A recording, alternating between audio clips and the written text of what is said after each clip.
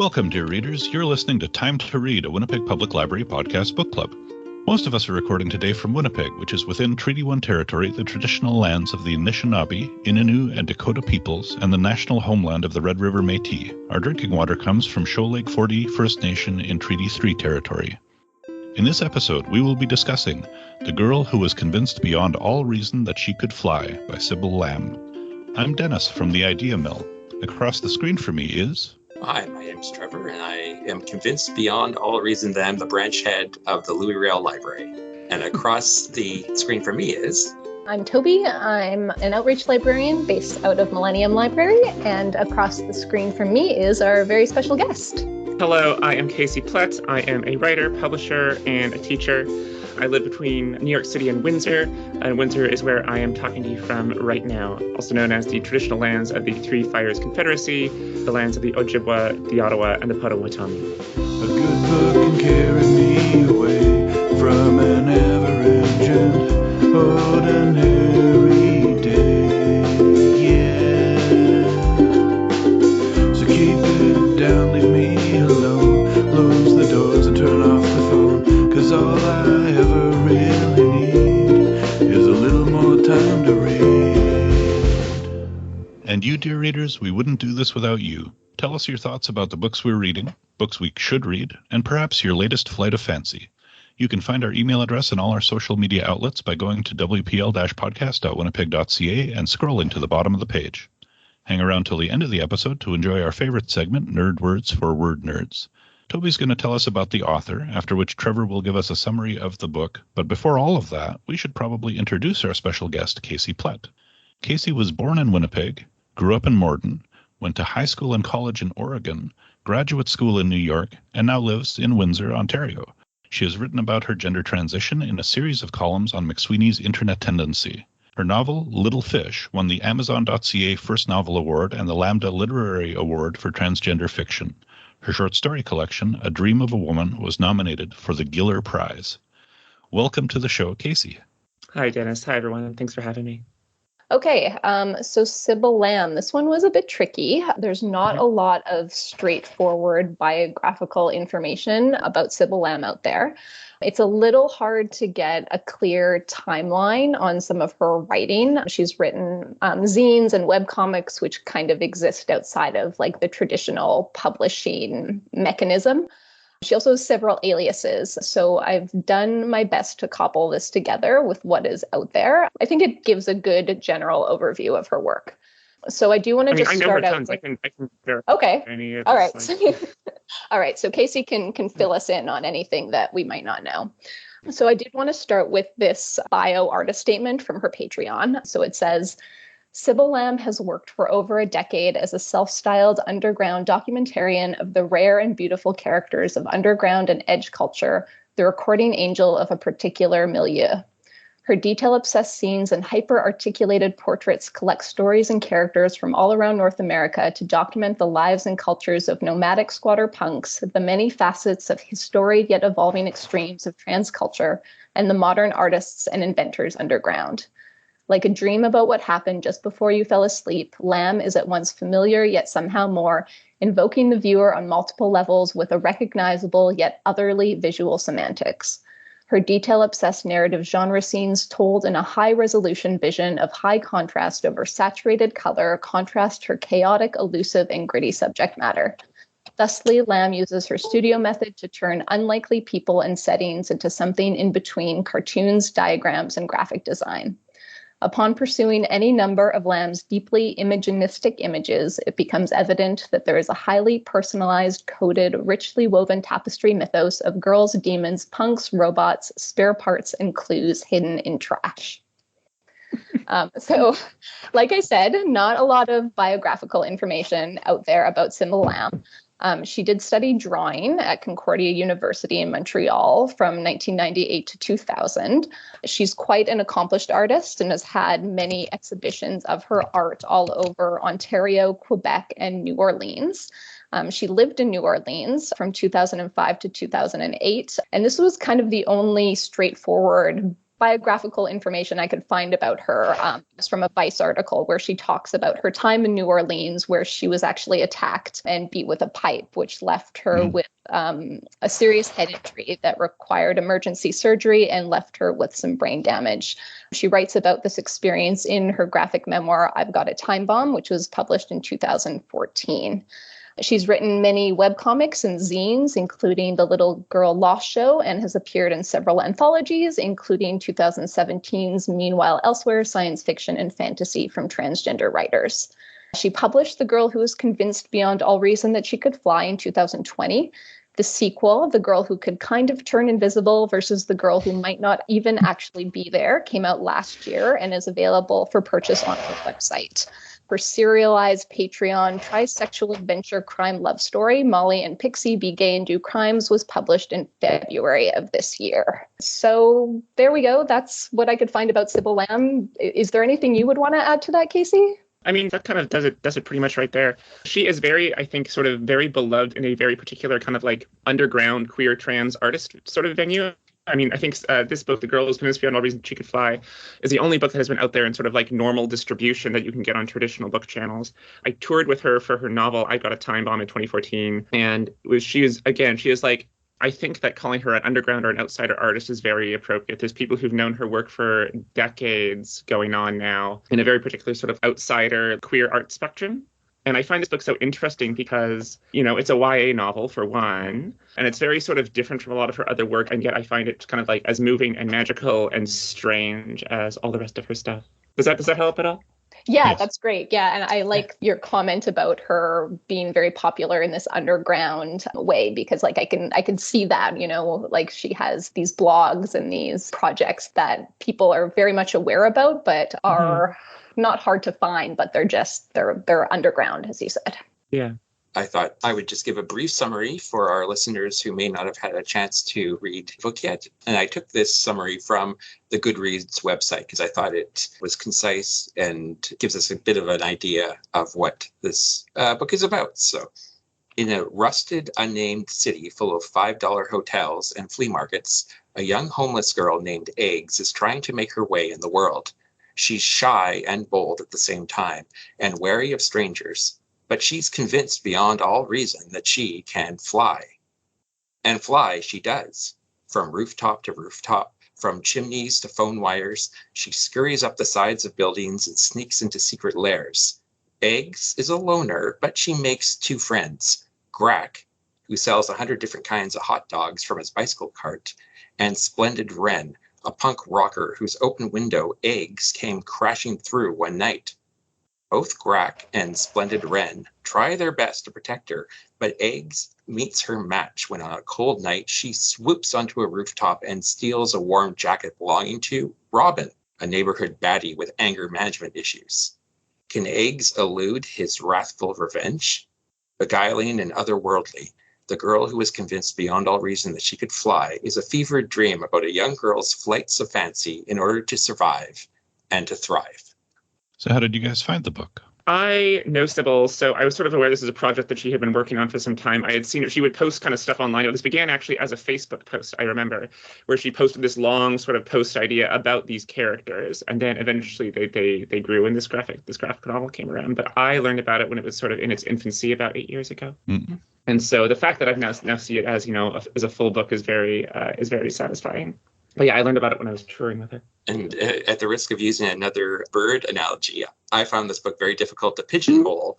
You know, very nice. You know, it's a graphic novel, and yet it's also not a traditional graphic novel in that there are pictures and text separate. It's YA, but I also feel like the audience is not limited to YA. Even the size of the book is not your traditional. It's not a mass market. It's not a hardcover. It's sort of so thinking about finding it hard to describe what it is also made me think, well, maybe that's part of the point. Maybe it's okay if it's something that we can't put a label on or we can't sort of just squirrel away or easily define. It's a thing. It's a piece of art that exists, and we all are going to respond to it like we do to any piece of art, and that's fine.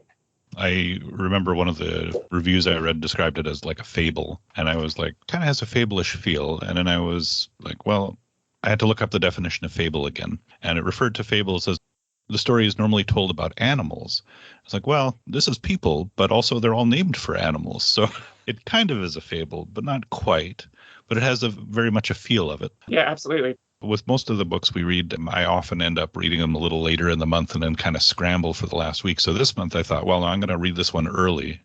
And I didn't realize how short it was because it ended up taking me about an hour to read the first time. And I did that while in the parking lot waiting for my wife while she was shopping. So it was a quick read. It was interesting and different because it touched kind of on different things like being a part fable, part story, part graphic novel. I think with a fable, though, there's usually a moral. And so I was struggling to find the moral here. You know, I think it could maybe go in several different directions. It's not clear cut. I mean, Eggs is convinced she can fly and other people not so much. And is it, you know, sort of doing what you believe you can do, even if you're doubted? I mean, I don't know. I kind of felt like if there was a moral, it's that we often run into people and they aren't what we expect. And I'll say the best way to interact with people is usually to take them as they are, accept how they see themselves. Like I know some people that have ideas about the world that don't quite align with my ideas about the world, but it's how they see the world and how they function in it. And if you can reach people on their own level and their own perception, it makes for an easier connection.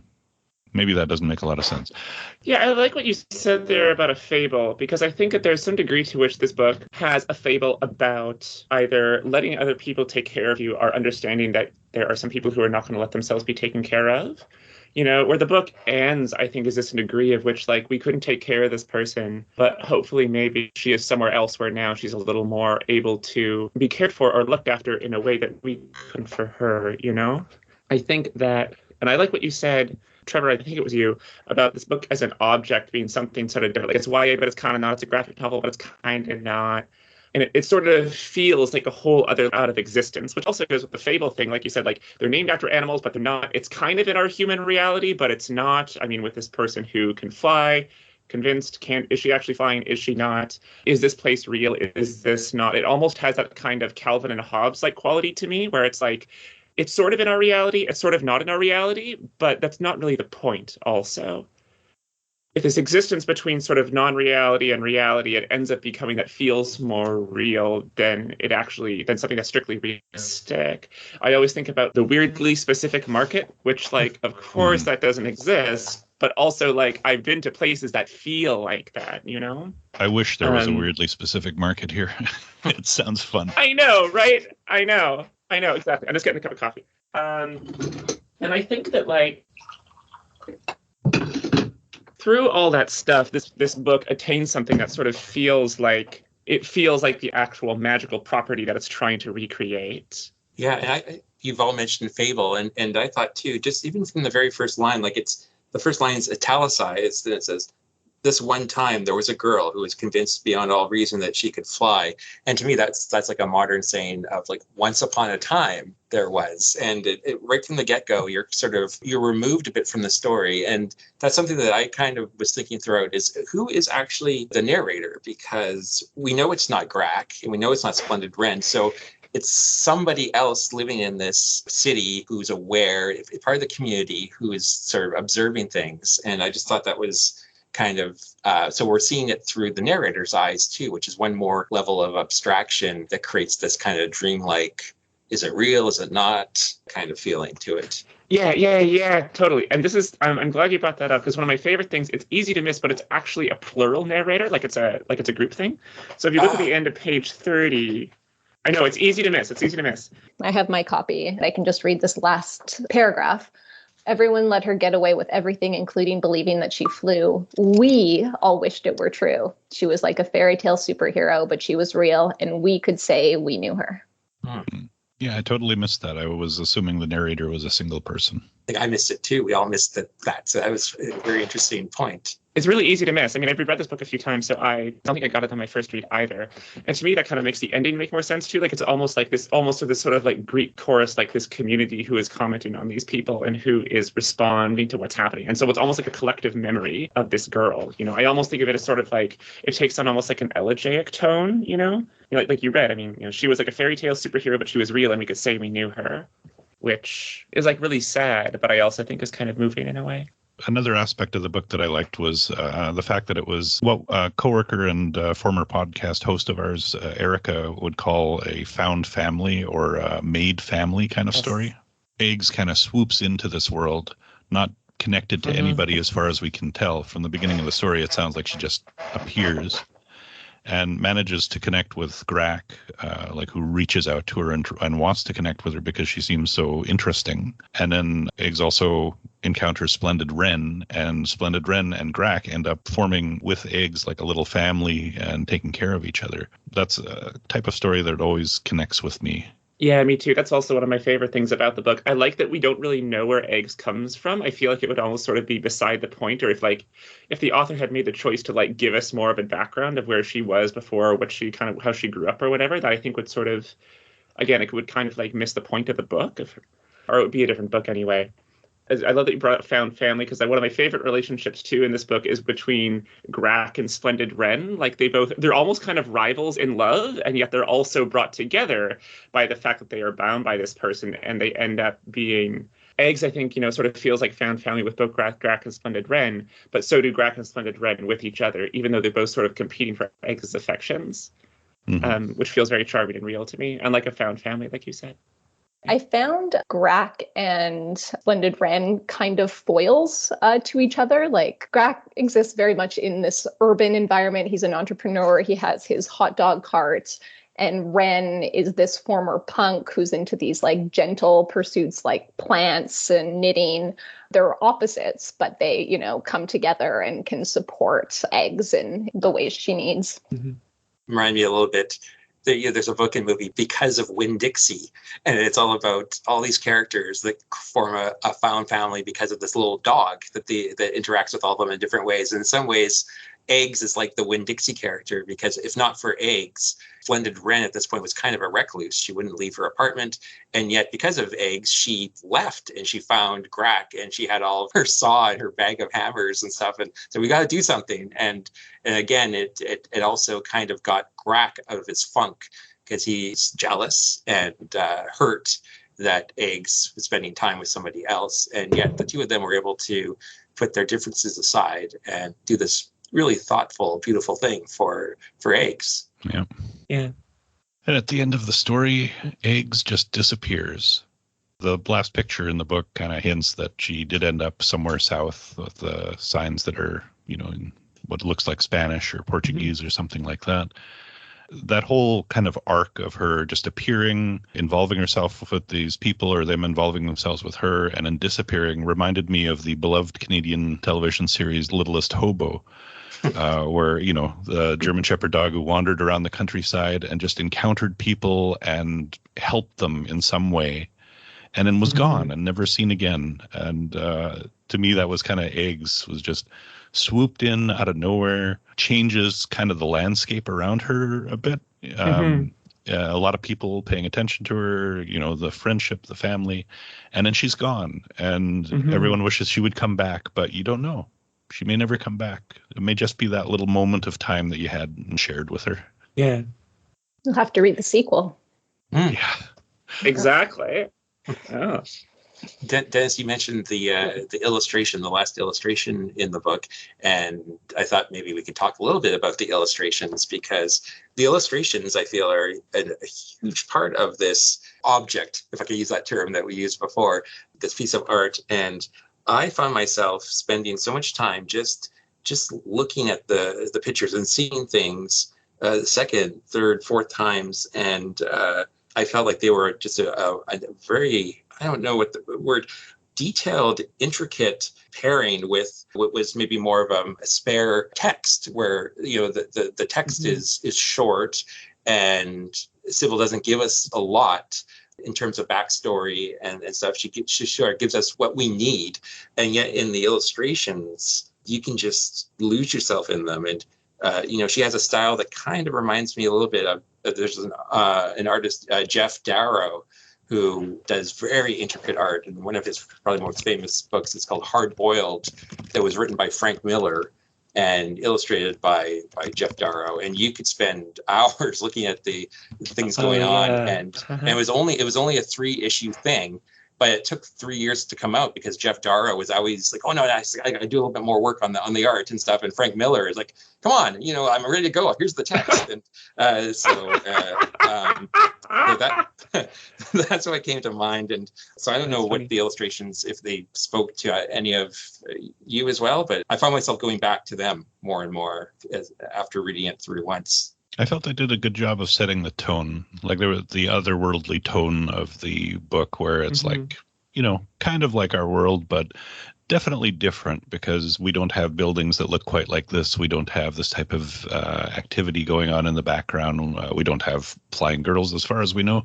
So it definitely helped with that tone for me. It's kind of set an image, but they suited the book well to me. Yeah, I think so. I always think of the term maximalist, like maximalism when it comes to her art. Like you said, you can kind of look at it for the 4th or 5th time and be like, oh, right, there's this. Splendid Wren has a cereal, oat nuts that she's eating and like kind of growing out of it, like stuff like that is like, or like she actually has like hangers that are strewn up like by her kitchen. You can just like read this book a bunch of times and you'll notice new stuff in the drawings each time. And I agree. I think it's very like effective in terms of like community, like the unreality of it. It kind of feels like 4 realities over from our current reality. I love the details here, like just, little things like a bike lock or there was a baby in a backseat of a car. Just they're very, very thoughtful and well placed. I found them almost claustrophobic, which I think again sets the tone for this book. It's just everything is very jammed in there. It's very jagged and urban, and this is her life. This is the city that doesn't care about you, that she's just trying to survive in. Yeah, absolutely. And does anyone have any final thoughts about the book or things you'd like to bring up before we move on to the next section? I don't think so. Everyone listening, read this book. It's beautiful. And it's a quick read. You can enjoy it and enjoy it a second time again, just to make sure you didn't miss any of the interesting stuff. Sorry, Dan. So I wasn't listening to you. I was too busy looking at this piece of art. It's the one that's the telephone pole where Eggs is on it. And it's so intricate, all the different transformers and wires and things. And it looks extremely dangerous. But sorry, you were saying something about the book? I'm sorry. I was saying, did you have any final comments? No, I don't. Thank you very much. Sorry. I guess that'll make that your final comment on it. It is, yeah. Now we'll move on to our next segment. Can you tell me a book I would also like? So who has a good recommendation to go with? Am I going first? Someone else? You can. Sure. Yeah. If you'd like to. Yeah, we don't really have this part. We kind of just fly by the seat of our pants. So yeah, if you're ready to go. Fly. Hey. Sure. Well, it's funny. I was just thinking, in contrast to the Maximalist, I'll talk up Manitoban Jonathan Dick's Shelter Belts. It's a graphic novel just out this year. It's mostly set in rural southern Manitoba. And I could not think of a book actually that's maybe perhaps more different than this book, but one that I think is beautiful and that I love quite a bit. The art is very spare. It's very open. It's very conducive to sort of like the open landscape of the rural prairies. It's mostly about the Russian Mennonite communities that are south of Winnipeg, which is where I'm from as well. And it's one of the most gorgeous and sad books I've read about that area and those people for a long time, but also kind of hopeful in a certain way. It felt very quiet, felt very like frighted and weighty, but also really, really gorgeous. So Shelter Belts by Jonathan Dick, also a graphic novel. I also stuck with the graphic novel theme, and my recommendation this month is a book called Page by Page by Laura Lee Gullidge. And it's an interesting story. And again, it reminded me a little bit about the girl who's convinced beyond all reason that she can fly, and that it's aimed as a teen audience, but I feel like anyone really would enjoy it, about a girl who's uprooted from Virginia and moves to Brooklyn with her parents, and she feels lost, she feels alone.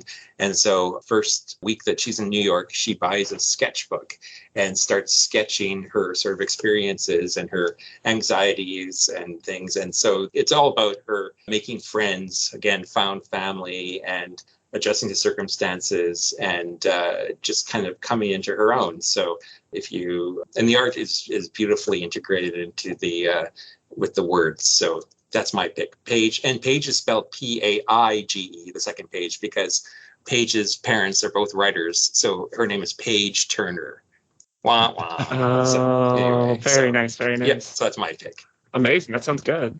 All right, I took a bit of a different approach for my recommendation in light of Sybil Lamb and in having Casey here, who I think hopefully it's fair to say one of your goals is to promote writing by trans authors. I wanted to recommend a book. That's very fair to say. Okay, I wanted to recommend a book by a trans author. This book doesn't need my recommendation. It got a lot of critical acclaim. Anytime you find a list of like 10 books to read by trans authors, this is going to be on it. But I think it deserved all the acclaim it got. It's the book Detransition Baby by Tori Peters. That book's great. Yeah, and as an aside, Sybil Lamb did do a book cover for Tori Peters, so there's that connection there. The master, Yeah. So this book is about a person named Ames who has detransitioned.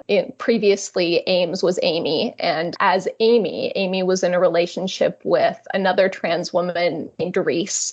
And the two were very happy together, but there was drama, like there are in a lot of relationships, and they eventually broke up. And when we come to this book, we have Ames, and Ames is in a relationship with a cis woman named Katrina, who he accidentally knocks up. He doesn't think his sperm is viable anymore after being on hormones for many years, but it is. And he gets this woman pregnant, and they're both kind of ambivalent about having a child together. Katrina is very focused on her career. Ames doesn't really see himself as a father. But Ames's ex, Reese, really wanted to be a mother, and he sort of concocts this idea that the three of them can raise this child together. So just a really interesting, unique concept. And it's very, very smart. Tori Peters really understands all of her characters extremely well. And it's also just a really good read. It's fun. I heard someone describe it as dishy, which I think is a good adjective to describe it. I think personally as a reader, I get kind of complacent seeing the same themes and characters and narratives and motifs written about over and over again. But this was just so fresh and so different from anything I've ever read. So that is Detransition Baby by Tori Peters. Yeah, excellent. I will second that recommendation. It's a great book. Everything you said about it is true. So my favorite element of this month's book was the found family dynamic that we had discussed earlier, and the way the protagonists were able to accept each other with all of their individual quirks intact. A couple of years ago, we had discussed A Long Way to a Small Angry Planet by Becky Chambers on the podcast, which has a similar dynamic. And this month, I'm going to recommend the sequel to that book, titled A Closed and Common Orbit. While this book follows a couple of characters from the previous book, it stands by itself, so you don't need to have read Small Angry Planet to enjoy it. The description is, Lovelace was once merely a ship's artificial intelligence. When she wakes up in a new body following a total system shutdown and reboot, she has to start over in a synthetic body in a world where her kind are illegal. She's never felt so alone, but she's not alone, not really. Pepper, one of the engineers who risked life and limb to reinstall Lovelace, is determined to help her adjust to her new world. Because Pepper knows a thing or two about starting over. Together, Pepper and Lovey will discover that, huge as the galaxy may be, it's anything but empty. Becky Chambers' writing is lovely, her characters have a lot of depth, and her universe is easy to get lost in. So now it's time for everyone's favorite segment, Nerd Words for Word Nerds, wherein our panelists talk about a word or phrase that has been on our minds lately. Anyone got a good word to start with? I'm afraid that my word this month might be a little too much on the nose, especially because last month, Dennis, you and I had the exact same word. It's never happened before. I'm just going to go ahead and say it. If someone else has it, well, that's just the magic of podcasting. My word is pride. Oh, okay. It's just so it's a word that its meaning has changed over the years. Originally, it maybe wasn't such a great word. It meant inordinate self-esteem or an unreasonable conceit of superiority. And in fact, capital P, pride, was one of the original 7 deadly sins. But over time, the word's meaning evolved, and it became sort of this idea that, no, if you're feeling, good about yourselves, and it's something that you are, well, I can't say you're proud of with pride, but it evolves. But in modern times, the word has come to be associated with June and Pride Month, and that started after the Stonewall riots in 1969, June 28th in New York, in which some 400 people protested a police raid of the establishment. So the following year, a lot of, in the media and just in the culture, the terms of pride was attached to the demonstrations and the movement. But very interestingly, just before it was associated with that, in the 1960s, the term pride was associated with Black pride and with Martin Luther King. And I'm just waiting for Toby and Dennis to roll their eyes when I say that my favorite band, U2, has a song called Pride. And the lyrics at the end say, early morning, April 4th, which nitpickers will say he wasn't shot in the morning, he was shot in the evening. It should be early evening, April 4th, but, tell Bono that. Early morning, April 4th, a shot rings out in the Memphis sky. Free at last, they took your life. They could not take your pride. And so just in closing, I just wanted to draw attention to the library did a Reader's Salon blog post for Pride Month just recently, and I will put a link in our notes for it. It's linked in that article. There's a really good article by Meg Metcalf, who is the Women's Gender and LGBT plus studies librarian at the Library of Congress, that gives a much more fulsome history of the word pride and how it's used. And that blog post also has a really good list of other days throughout the year that we may want to remember or celebrate related to what we now, the city, are calling 2SLGBTQIA+. So just like the word pride, the acronym is also evolving and will continue to evolve. So that's my word, pride. Glad no one else picked it. My word is very different from your word, and I doubt anyone has chosen this word either. So I discovered this word in a book I recently read. The book was The Sentence by Louise Erdrich, which is a book for book lovers. It's full of book recommendations. The main character works in a bookstore, and so you get these book recommendations sprinkled in. And Erdrich also includes a list at the end of recommended reads, which, by the way, include a couple of my favorites. Birds of America by Laurie Moore is on there, and also All My Puny Sorrows by Miriam Toews, which we'll be talking about next month. So that is very exciting to see those books there. But the word I wanted to talk about was a word I discovered in The Sentence, and that is the word cacoethes. It could be cacoettes. It could be cacoethes. I couldn't find a consistent pronunciation for it. But it kind of fits in with the book this month because it means an irresistible urge to do something inadvisable. And it comes from the Latin, comes via Latin from Greek. Kakos is bad and ethos is disposition. So bad disposition. So again, that's cacoethes, an irresistible urge to do something inadvisable. That's a word we need to hang on to. Yeah. No kidding. How do I spell that? That's great. I'm going to start using it. Cacoethes. Amazing. Thank you very much. Yeah. When I see that in your next book, I will. Exactly. Look, I'll thank you in the acknowledgement. No problem. Well, Easter egg. Uh-huh. Did you have a word that you wanted to share, Casey? Yeah, my word is Kismet. This is a word that I have loved for a very, very long time. Kismet, it came into English from Turkish a few centuries ago, where it was a synonym for fate.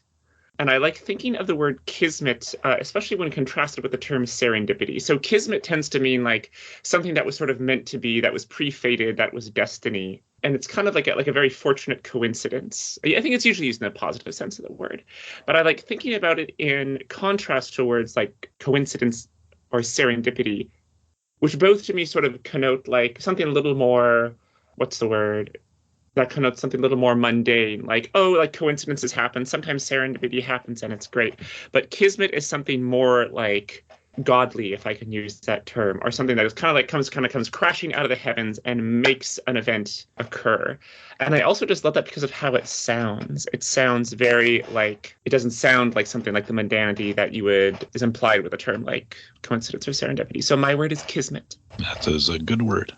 So I just finished reading Treasure Island by Robert Louis Stevenson this month and having fun with all of the nautical terms that were in there. One of the things that I find amusing about the English language is the disconnect between the spelling of a word and its pronunciation. And this is really apparent with my word of this month, bosun. I mean, it's pronounced bosun, and you could spell it B-O-S-U-N, but in Treasure Island and most other sources, it's spelled B-O-A-T-S-W-A-I-N. You'd think it would be pronounced boatswain, but it's bosun. It derives from the Old English batswagen, where bat means boat, and swagen or swain means a young man or apprentice. The bosun is essentially the deck crew foreman. They're responsible for certain signals on the ship, too, using a special two-tone whistle.